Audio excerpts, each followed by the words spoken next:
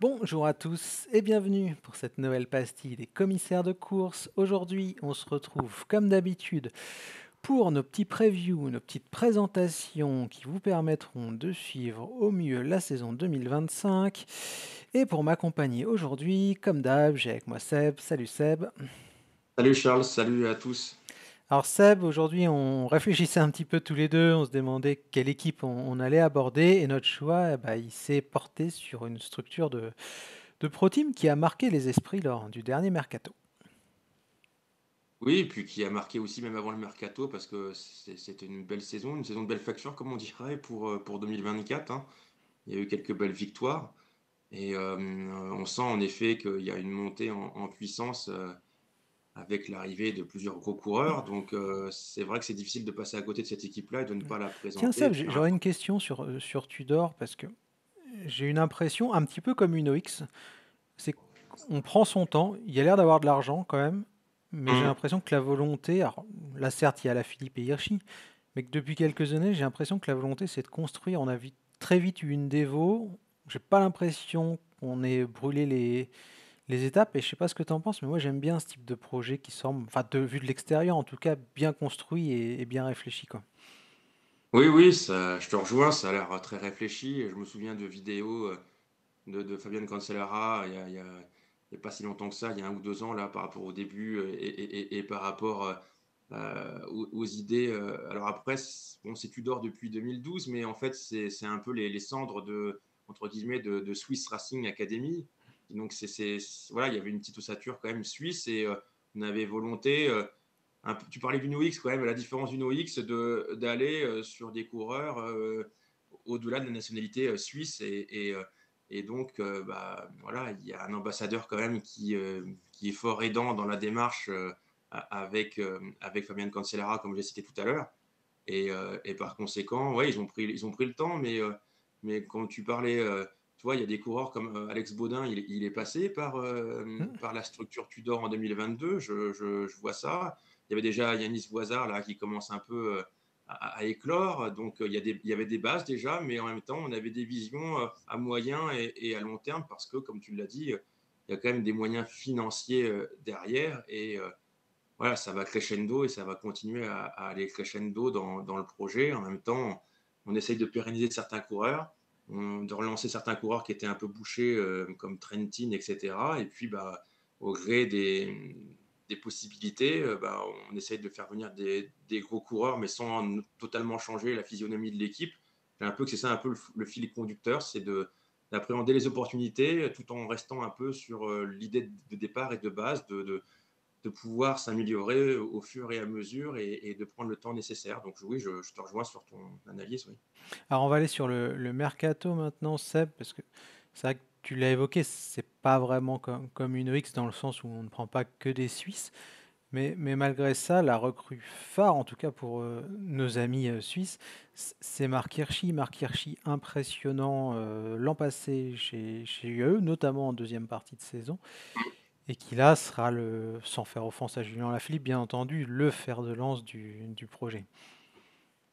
Oui, alors avant de parler d'Hirschi, là, parce qu'on était sur les Suisses, ça me fait quand même penser à ce coureur que j'apprécie beaucoup. Enfin, je suis pas le seul.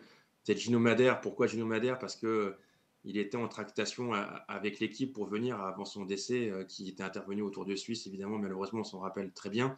Et il faisait partie du projet, lui. Il devait venir pour 2024. Et on sait malheureusement la suite.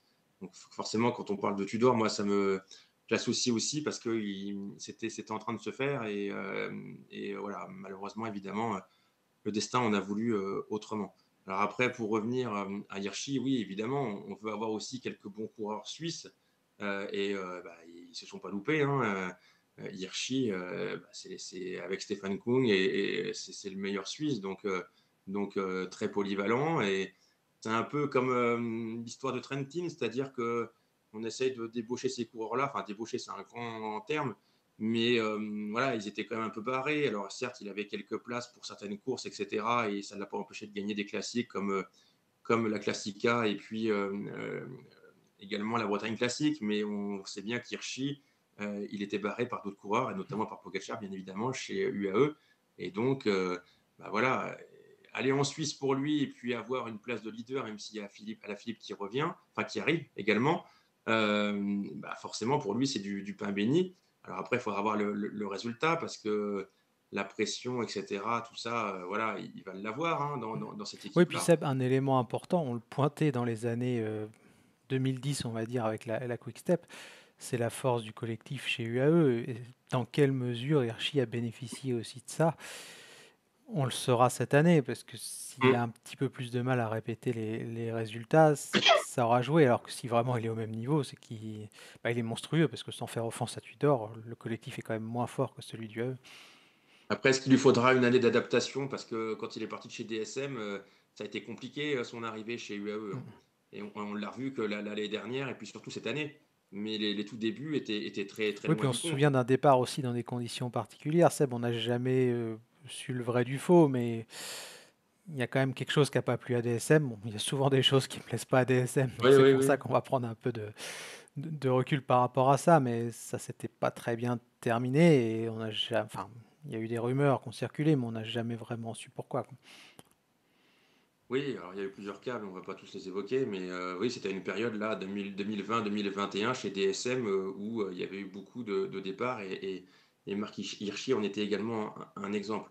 Mais moi, en effet, je suis comme toi, j'ai pas les éléments, les tenants, les aboutissants de pourquoi c'est arrivé. Mais en tout cas, comme je l'expliquais tout à l'heure, la transition, enfin l'arrivée chez UAE, ça a été quand même pas évident pour Marc Hirschi parce que les premières années, que ça soit 2021 ou 2022, il n'avait pas fait des résultats mirobolants.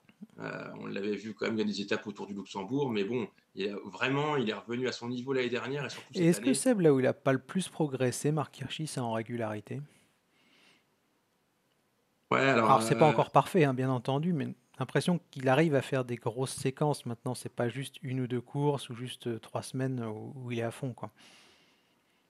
on verra parce qu'il y a un peu le trompe-l'œil du fait que sur certaines courses, même si on lui a laissé plus de crédit pour certaines courses cette année, il n'empêche qu'il y en avait encore certaines où il était comme équipier, comme au Tour de Suisse, comme voilà. Alors c'était moins le cas cette année, on lui a donné beaucoup plus de liberté. Il a été barré sur Tirreno, sur l'Algarve et puis sur le Tour de Suisse, mais pour le reste, il a toujours performé. Sinon, et c'est ça, on se dit tiens, il est plus régulier. Alors après, est-ce qu'il est plus régulier puisqu'on lui a plus laissé la chance et qu'il a moins fait l'équipier? Moi, je me rappelle des années précédentes où il était dans les équipes pour le Tour de Lombardie. Alors, il était aussi cette année, tu me diras, mais où c'était sacrifié comme cette année d'ailleurs pour Pogachar et sur certaines courses. Et voilà, on lui a quand même fait davantage en 2024 chez UAE de la place pour qu'il puisse être libéré et avoir son lot de courses et de victoires. Hmm. Donc, mais comme tu le disais tout à l'heure, moi j'ai hâte de voir ce que ça va donner parce que là, voilà, il n'aura pas d'excuses. Ce sont les autres qui vont rouler pour lui. Ce sera pas lui, enfin, à part peut-être un ou deux exemples, peut-être qu'on aura, mais ça va pas, il va pas être alarbiné comme chez UAE.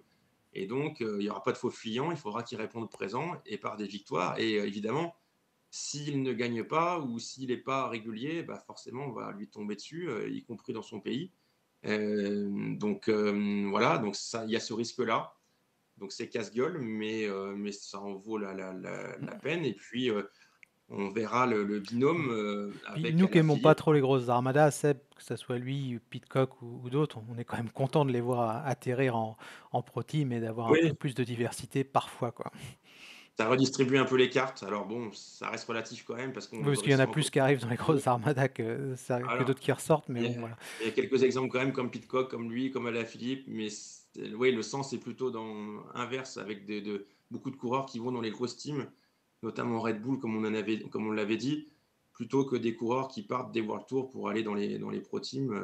Mais bon, voilà, il y a quelques exemples contraires, et heureusement. Alaphilippe, justement, alors Julien Alaphilippe, sans lui faire offense, bien entendu, on n'est plus sur le niveau qui était le sien lorsqu'il a été 2 fois champion du monde notamment, mais est-ce que pour toi, ça va être plus dur en 2025 ou est-ce qu'on risque de voir un Julien Alaphilippe pardon, en mode 2024 avec pourquoi pas des coups, des éclairs un petit peu sur des grands tours pour aller choper une victoire d'étape à droite à gauche ou sur des courses par étapes et quelques places sur des classiques ou est-ce qu'on sera quand même assez loin de ça à ton avis?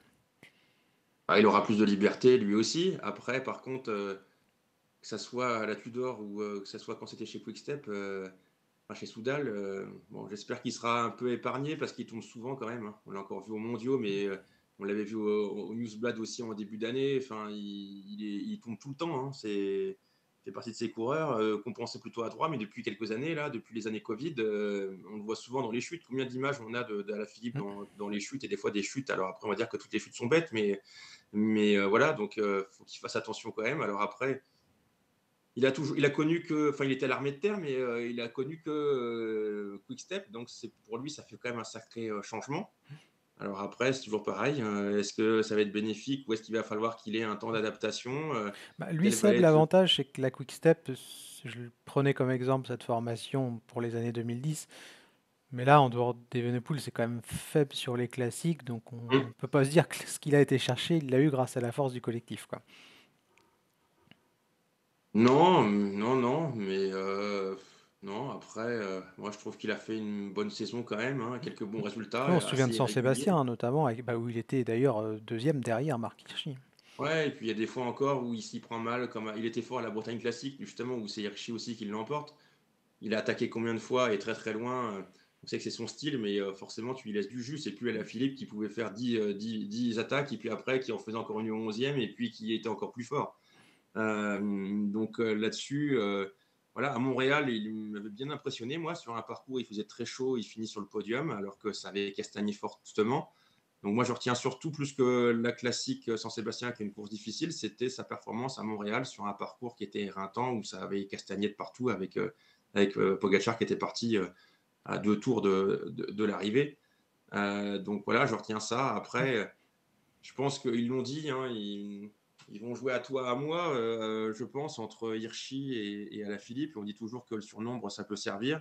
Donc plutôt que de rouler pour l'autre, ce qui peut arriver, mais ça sera surtout essayer d'être en surnombre et de tirer son épingle du jeu. Donc parce que c'est quand même deux coureurs, ça faisait bizarre quand même, parce que deux coureurs qui sont à peu près sur le même type de course, quoi, sur la même configuration. Et c'est Mais pour ça Seb, d'ailleurs qu'on j'aimerais les bien retrouve dans les. rebondir justement sur ce côté un petit peu à toi, à moi. Je sais pas quel est ton avis là-dessus, mais moi j'ai l'impression qu'ils sont quand même un petit peu trop faibles sur les vraies grosses courses d'un jour. Genre, je vois pas leur duo vraiment poser problème à Pogacar sur un Tour des Flandres, hein, si tant est que les deux étaient alignés, ou sur un Liège, ou un Tour de Lombardie, mais sur des épreuves un petit peu intermédiaires, je pense peut-être à l'Amstel, où il y aura certainement pas Pogacar, à la Classique à San Sébastien, tu as cité les Grands Prix canadiens, etc., etc. Est-ce que c'est pas sur ces épreuves-là qu'on peut les attendre, où là le duo peut vraiment fonctionner à plein régime? Oui, puisqu'on les a déjà vus sur ce terrain-là cette année. Après, sur les stradés, même s'il y aura aussi Pogacar, ce sont des courses qui leur Bah, puis convient le problème, aussi, si les deux. Pogacar il sort à 80 bornes de l'arrivée, le duo, enfin le surnom Ouais, est mais en resté même là. temps, tu sais comment ça se passe. Ça joue les places d'honneur, et ils seraient bien contents d'être sur le podium pour ces courses-là. Oui. Donc évidemment qu'ils préféreraient gagner, mais maintenant, Pogacar, on va à la course quand il est là, à la deuxième ou troisième place. Et ils ont besoin de points quand même, enfin ils ont besoin d'exister, de voir qu'ils sont présents, donc ils ne cracheraient pas sur un podium, sur un Strade Bianche, donc ce qui serait un beau résultat pour eux. Parce que, en effet, comme tu dis, il y a quand même une marche sur les. Alors, c'est pas les monuments, les Stradés, mais on sait que c'est juste après. Donc, performer sur ces courses-là dès le début de saison, je pense que Oui, il parce que de serait toute largement façon, c'est satisfait. un peu triste comme constat, Seb, mais puis on va pas faire l'émission sur Pogacar, mais pour rester sur Alaphilippe et Hirschi, est-ce que pour l'Estradé, par exemple, la meilleure stratégie, c'est pas tout simplement de le laisser filer, de se dire que sur un malentendu, bah, il aura Mm. peut-être une fringale, et de voir avec les autres comment ça se passe pour le podium, quoi. Ouais, c'est ça, c'est devenu ça. On l'a vu sur pas mal de courses. Donc, et puis laisseront la responsabilité à d'autres de rouler. Moi, c'est ce que je ferais, hein. C'est, même si c'est une bonne équipe, tu dors, ils ont plusieurs têtes, etc., et quelques bons équipiers. Il n'empêche que c'est pas, il y aura d'autres équipes qui devraient rouler davantage sur Pogacar que sur, et donc tirer les marrons du feu, comme je dis souvent, derrière, pour des places.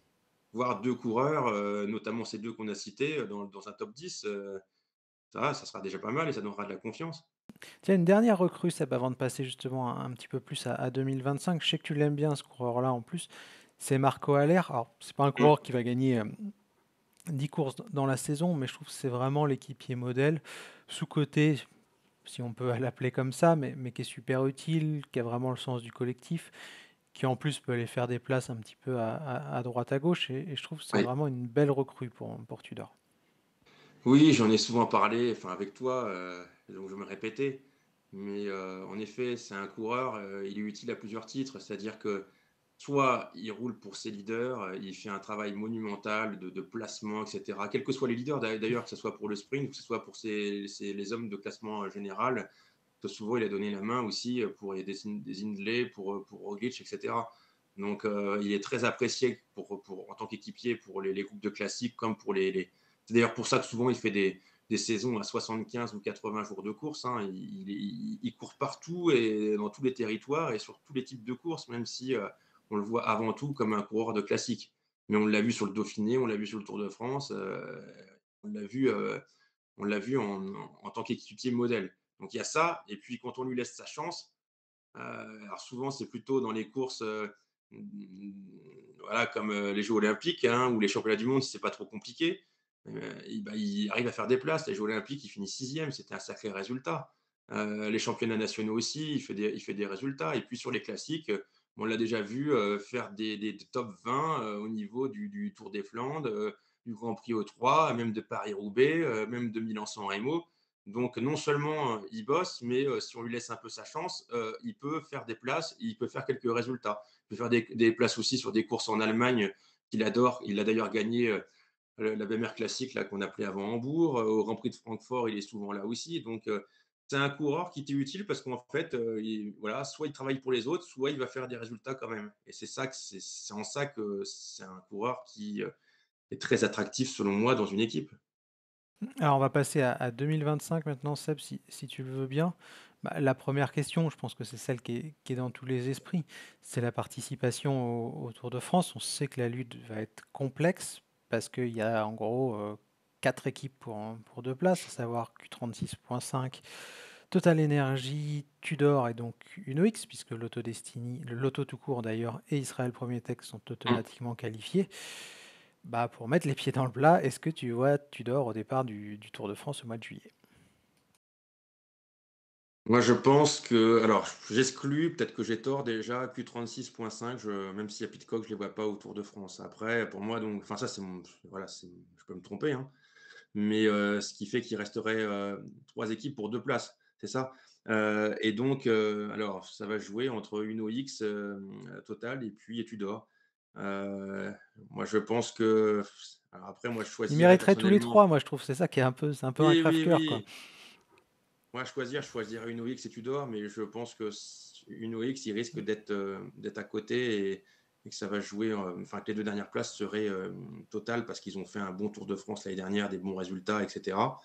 Et puis voilà, c'est un sponsor français. Et puis Tudor parce que bah, il y a Alaphilippe, Est-ce que il y a Seb, Hirschi. on peut pas, Oui. enfin je vais sortir un petit peu de Tudor, quoique même pas forcément énormément, mais on sait que Lotto et Israël vont faire l'impasse sur le Tour d'Italie, donc normalement il devrait y avoir un petit Mmh, peu de place pour le Giro. On mmh, sait également que Tudor est un sponsor du Tour d'Italie. mmh. Est-ce que peut pas y avoir un espèce de mix global où on contente tout le monde? C'est-à-dire que, bah, que ça soit Tudor ou Uno X, on leur assure un grand tour chacune, à Ouais. savoir le Giro ou la Vuelta. Après, bien malin, celui qui sait déjà sur lequel ira Tudor et auquel il participera Uno X. Mais est-ce qu'on peut pas imaginer un truc comme ça où on ménage entre guillemets la chèvre et le chou parce qu'il y a cette fameuse idée de dérogation à 23 équipes, mais on sait que c'est quand même compliqué pour faire bouger le dinosaure de l'UCI là-dessus, quoi. Et pourquoi ça se ferait? Alors, je sais que oui, c'est comme tu dis, c'est difficile de les faire bouger, mais c'est peut-être l'occasion cette année d'aller sur ce point-là et d'accepter la 23e équipe qui Et qui ferait du faciliterait. bien aux équipes espagnoles et aux équipes italiennes aussi pour le Giro et la Vuelta, hein. On n'est pas que sur Ouais, le parce Tour, bien que entendu. une Bardiani, j'ai des craintes pour le Giro, même si elle avait fait des bons résultats avec les départs de Pellizzari, Pozzovivo. Enfin bon, on va pas disserter là-dessus, mais voilà. Mais moi, je sais que chez Tudor, évidemment, on est ambitieux et alors, à minima, ils veulent faire un grand tour, mais ils lorgnent sur les deux, évidemment. Ils lorgnent sur le Giro et sur le Tour de France. La Vuelta, non. Voilà, après, peut-être qu'on les verra sur les deux, moi je me dis, mais bon, après, Voilà, peut-être qu'Uno X, je les vois bien sur le Giro, ce qui peut paraître bizarre, mais plus que sur le Tour de France. Et peut-être que Tudor, on pourrait les voir sur. Ça fait beaucoup hein, de grands tours pour une équipe comme celle-ci, mais Bah, surtout sans leader pour le classement général, quoi. ouais, alors ils ont cette horreur pour le Tour d'Italie. Après, on a parlé des gros là, mais voilà, ils sont capables d'aligner 2 équipes un peu différentes, hein, sur les grands tours. Alors bon, c'est pas on ne peut pas comparer à d'autres, hein, qu'on a fait habituellement là, Parce que est-ce mais que le problème du Giro, Seb, pour Tudor, si on essaye de se projeter, après on n'est pas dans les petits papiers d'ASO ou de RCS, donc on ne sait mmh, pas ce qu'il en sera, mais quand je regarde un petit peu l'effectif et ce que tu nous as détaillé tout à l'heure, Philippe et Marc Hirschi, c'est des coureurs de classique. On peut les voir sur les Flandriennes un petit peu, on peut les voir beaucoup sur les Ardennaises.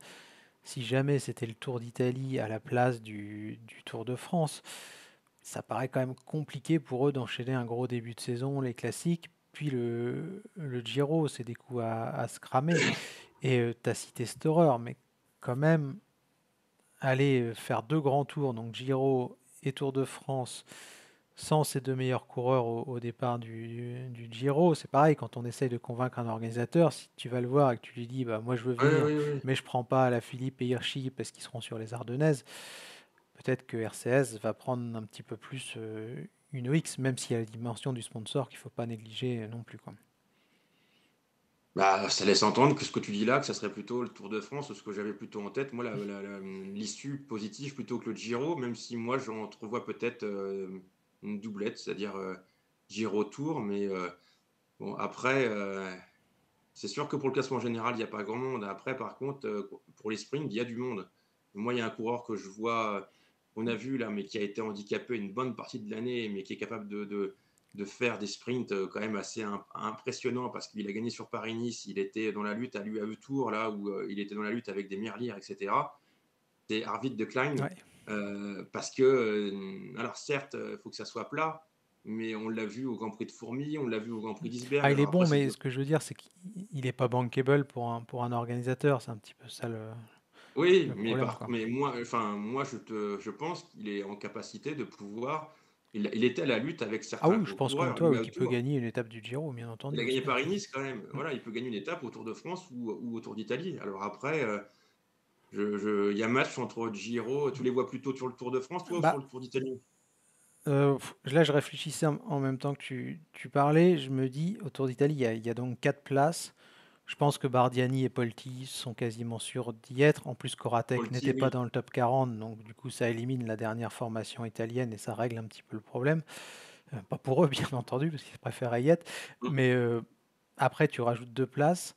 Je pense que Q36.5, je suis d'accord avec ton raisonnement, c'est trop juste pour le tour et je suis pas sûr que Pidcock, de toute façon, ça soit son objectif majeur. Donc je mettrais bien Q36.5 sur le Giro, car ils vont être privés de tour et la Vuelta, ça paraît quand même bien bouché.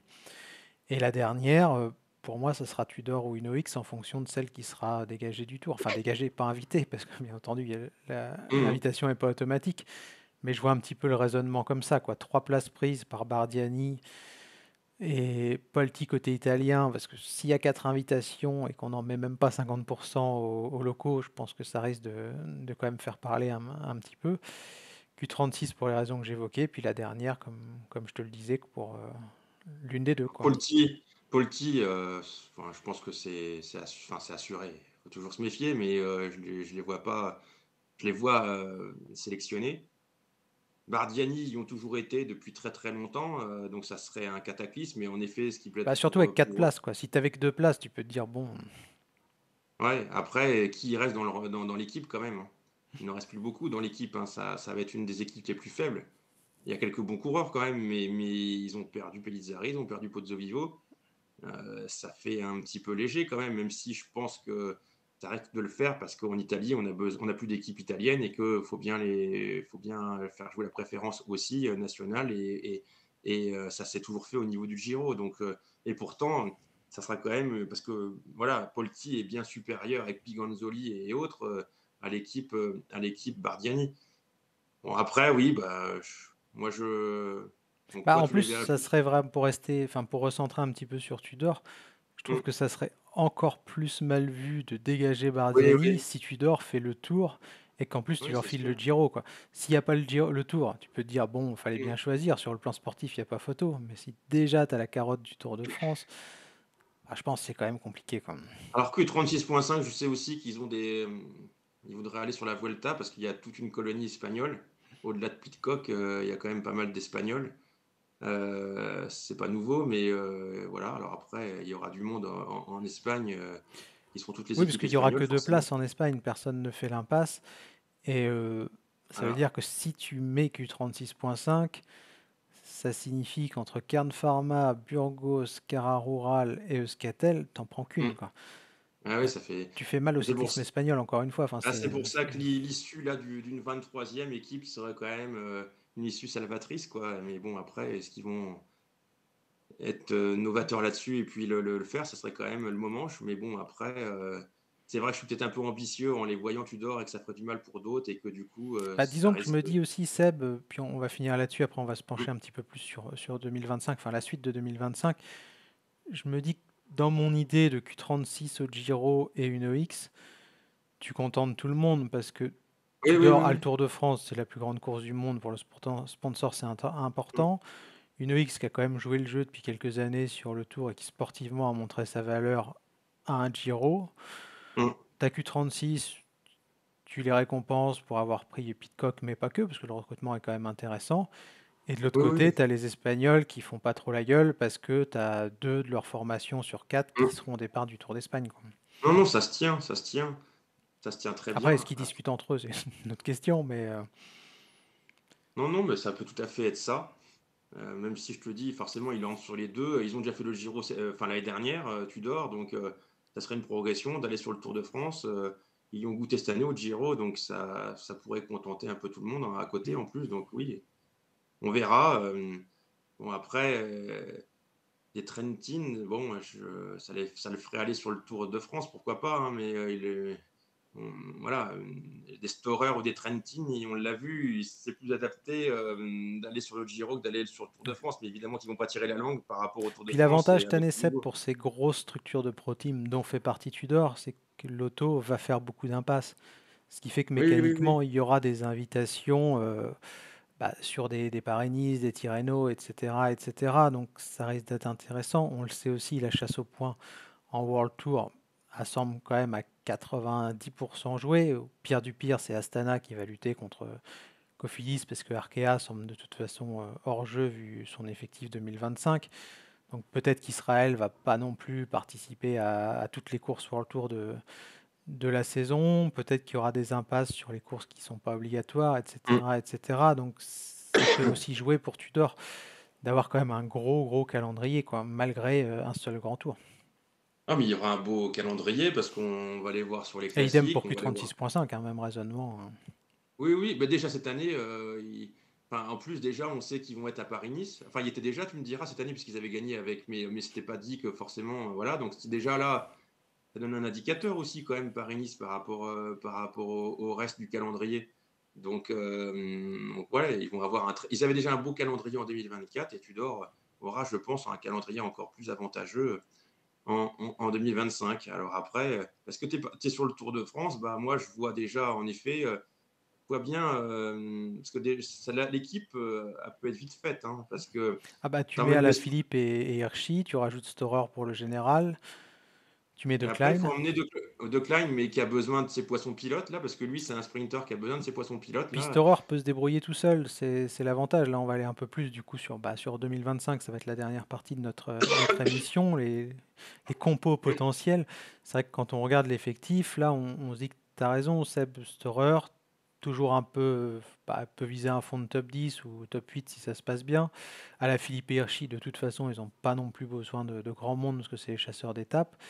Et tu peux mettre un Haller et un Trentin autour de Klein. Et ensuite, tu poursuis ta sélection avec je sais pas, des coureurs un peu intermédiaires. Ziglar, il est intéressant, il est un petit peu jeune, certes. T'as Merhofer, t'as des gars comme, je regardais, Marco Brenner, peut-être. Dainese, j'y Alors lui, crois il a pas déçu trop. beaucoup, hein. Brenner, on le sort tout le temps, et évidemment, Mais c'est vrai que si on tu est regardes l'effectif, tu vois, ça prolonge encore plus, Seb, je trouve, mmh. la réflexion Oui, oui, qu'on oui, avait oui. tout à l'heure. C'est que déjà, tu as du mal à dégager 8 noms incontournables, enfin, en dehors du quatrième et du cinquième. Alors, pour un deuxième grand tour, je me dis que tu vas quand même chercher loin, quoi, sur l'effectif. Oui, mais par rapport aux autres équipes qu'on a pu faire évidemment. Mm. Mais en même temps, moi je enfin ça pouvait se faire quand même par rapport à d'autres équipes parce que moi je mettais Trentin et Storer, Varbas et cetera, de Dainese, avec Mayhofer, tout ça sur le Tour, et même Brenner sur le Tour d'Italie et sur le Tour de France, je mettais Hirschi, je mettais, Alaphilippe et puis je mettais, Plumers parce qu'en fait, De Klein il a 2, 3, 4 coureurs dans son train qui sont spécifiques. Alors après, il faudra voir comment on peut s'intégrer à l'air, mais et lui, c'est Zillard. On les a vus à l'UAE Tour, on les a vus au Grand Prix de Fourmies, on les a vus également sur pas mal de petites courses sur Paris-Nice. Il a son train, il a vraiment besoin d'un train, et c'est Zillard, comment il s'appelle, Colze, et puis Plumers. Donc lui, s'il y est, il a besoin de 2 à 3 coureurs pour pouvoir l'emmener. Donc déjà, ça fait quand même 3 Mais à Seb, 4 coureurs dans l'effectif. ce qui est intéressant dans notre discussion, je trouve, c'est que ça montre aussi que, enfin, tu vois, le débat qu'on a là sur Kyojiro, Kyoto, etc., Mm. je trouve que ça montre aussi que Tudor, c'est une équipe de Pro Team, mais c'est pas une équipe de World Tour. T'as Oui, pas oui. cette densité, parce que je regarde les noms, et encore une fois, on veut faire offense à personne, mais je regarde par exemple Roland Talman, même Warbas, hein, qui est pas Rien. conservé par Decathlon. Ah, mais c'est un super équipier, Ouais. Warbas. Ouais, mais c'est des équipiers, tu vois, Mika Hemming, bon, Oui, Kellman, Kluckers, même Kolze ou Krieger ou Lienhardt, etc., etc., les frangins Ericsson, c'est pas des coureurs de World Tour. non, Joel non, non, Sutter, non. pareil, tu vois, Trentin est quand même un petit peu vieillissant. Et Voisard, on n'a pas parlé de Yanis Voisard. Ouais. Lui, c'est un coureur qui, alors, il commence un peu à vieillir quand même, il a 26 ans, mais il est capable de faire des belles Ouais. performances si Même il Mathis arrive Rondel, à ça peut être un futur très bon aussi. coureur, mais il est encore Il avait jeune. Et fait un super pareil Tour pour des Alpes. Mikoutis, hein, il y a quand même une densité de pro team, quoi. Oui, mais c'est normal, ils Ah partent oui, de tout à ça, fait. donc ils peuvent pas changer d'un seul coup. Après, ils ont une ossature aussi qu'ils doivent conserver avec des contrats qui étant en cours Mm. qu'ils vont pas casser, mais ils font pas à pas. Ils peuvent pas directement passer 5e mondial et cetera, c'est pas possible. Après, pour autant, parmi, les pro teams, moi je trouve quand même que, ils arrivent à concurrencer les autres, hein, Ouais, ils sont ils au font niveau de voilà. Uno X à peu près, peut-être un peu au-dessus, mais tu vois, pour moi, je sais pas si tu seras d'accord avec toi, Seb, avec ça, Seb, Mmh. ils sont pas, bon, ils ont perdu Van Reels, donc peut-être que le raisonnement vaut moins cette année, mais disons que ils sont pas au niveau d'Israël, Premier Tech, par exemple, qui a quand même une grosse densité d'effectifs et qui peut, si elle veut, faire 3 grands tours, qui va tourner, enfin, qui va avoir les coureurs pour et même l'auto finalement. Sans Van Reels, tu as quand même De Ligt, tu as quand même Van Edveld, enfin, tu as des coureurs qui sont assez intéressants et performants, quoi. Ouais, enfin cette année, ça va Enfin, être c'est du l'auto, top 10 mondial quasiment, de toute façon, on le voit au classement ici. oui, Bon, mais l'auto, c'est un peu moins vrai cette année, t'as raison, remarque, avec. non, non, là, enfin moi je pense que c'est pour ça d'ailleurs, je l'avais dit il y a quelques semaines là, avant la fin de l'année, ils vont avoir des grandes difficultés pour pouvoir terminer les compositions des équipes, hein, et c'est pour ça qu'ils vont zapper plusieurs courses. Quand tu regardes, il y a des coureurs qui vont émerger comme Segart et cetera. Bon, on va pas parler de l'auto là, parce que je suis parti là-dessus, mais ils vont avoir des difficultés pour pouvoir terminer les compositions. Alors après, tu parlais d'Israël. Israël, il y a quelques années, ils en étaient loin du compte de Ouais, pouvoir faire 3 grands tours, hein, et on était les premiers à les critiquer, et c'est sûr qu'eux, ils ont pris un virage là où même s'il y a encore quelques critiques, c'est pareil, ils avancent pas à pas et ils sont obligés de respecter certains contrats qui sont très onéreux. On en a déjà parlé c'est suffisamment de peut-être ça la aussi. dernière année, on va Voilà. voir. D'ailleurs, je crois qu'il sera sur l'UAE Tour, notre ami. Voilà, il y a encore quelques trucs à régler, mais au final, et puis il va y avoir des départs, on l'a fait Israël, donc on va pas revenir là-dessus. Mais il n'empêche que j'ai l'impression que Tudor, ça va être pareil. C'est-à-dire que Oui. le virage, là, très vite, peut-être l'année prochaine ou dans Bah, 2 ans, année après ils année, auront, on le voit, oui, ça change, hein. on va avoir cette trajectoire où ils pourront être sur les 3 grands tours. Parce que là, tu vois les coureurs qui partent, par exemple, pour finir l'émission là-dessus, on a 6 coureurs partants. Donc Niels Brun qui va en Conti, Alexander Kamp, assez irrégulier, je trouve, Tom Oui, Bolly qui doit arrêter sa carrière, mais pas par choix, hein, parce que du coup, il n'était pas prolongé. Aloïs Charin, je crois que c'est un cas un petit peu particulier. Simon Peyo, pour moi le coureur le plus surcoté du monde et je comprendrai jamais. Bref, ça n'engage que moi, qui va signer en Chine. Et Reichenbach qui met un terme Mm. à sa carrière, mais qui était quand même lui aussi sur la pente descendante. Donc quand tu enlèves ces 6 gars-là et que tu mets Alaphilippe, Allaire et Hirschi, ça change un petit peu beaucoup de choses, quoi. Ouais, ouais, et puis même des équipiers comme Liénard, ça a été un bon lanceur aussi à la Groupama. Donc oui, oui, ils y vont pas à pas. Il l'avait déjà fait l'année d'avant avec Storer, avec Trentin. Il continue et l'année Et puis prochaine, ils Arondel qui continueront. monte, hein, qui est monté un petit peu plus tôt, je crois. C'est pour ça qu'il apparaît pas d'ailleurs. Je réfléchissais à ça, mais Oui, oui, il avait fait un super tour des Alpes. Je sais pas, il était pas loin du top 10. Il était combien? Oui, 11e. Donc lui, c'est pareil, il a 21 ans. Bon, on va pas attendre trop non plus encore de lui, mais bon, je le verrai pas, moi, aligné sur le Tour de France, bien qu'il soit français. Mais ça serait peut-être un peu tôt, même si d'autres l'ont fait bien avant. Mais je te rejoins, c'est encore tôt pour 3 grands tours, voire peut-être pour deux. Mais par contre, l'an ouais, prochain je peut-être pense plus, quoi. On verra. ouais, ouais et puis je pense que là, moi je vois, ça devrait pouvoir ils ont gagné quand même pas mal de victoires. Je sais plus, ils ont gagné combien de courses en 2024? On va Il y en a eu regarder pas mal ça. quand même. Tac, J'ai plus tout en 2024, tête, mais succès. il y en avait pas mal quand même, hein. Il y en avait une dizaine Oui, même. non, je suis sur la Devo, moi. C'est pour ça que forcément, ça marche moins bien. Tudor, tac. Alors, on était sur 2, 4, 6, 8, 10, 12, Il y en a 13 plus de 10, il victoires, me semblait. dont, ouais, 13, 13, dont ouais. 2 en World Tour. Donc, bah, tu parlais d'Arvid de Klein. Mmh, Et puis, c'est vrai qu'on se souvient du prologue du Tour de Romandie avec Michael Ziegelaar. c'est ça Ouais. et voilà et puis un Storer qui était irrégulier, enfin en tout cas, à la Groupama, voire à des équipes antérieures.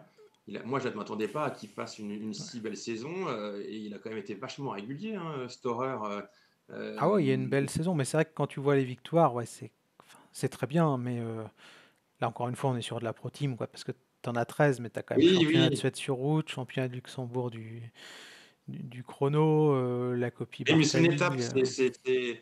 ils ont déjà quand même gagné en World Tour. Ouais. Là, De Klein, il a quand même été, pratiquement sur la touche plus de la moitié de l'année. Et quand il est là, par contre, il gagne, il a dû gagner 5 ou 6 fois. Alors certes, il a beaucoup de victoires enfin 2 étapes sur le Tour de Langkawi, donc il y a Mais pas Isberg beaucoup est fourmi aussi, hein, il a fait une bonne fin de saison.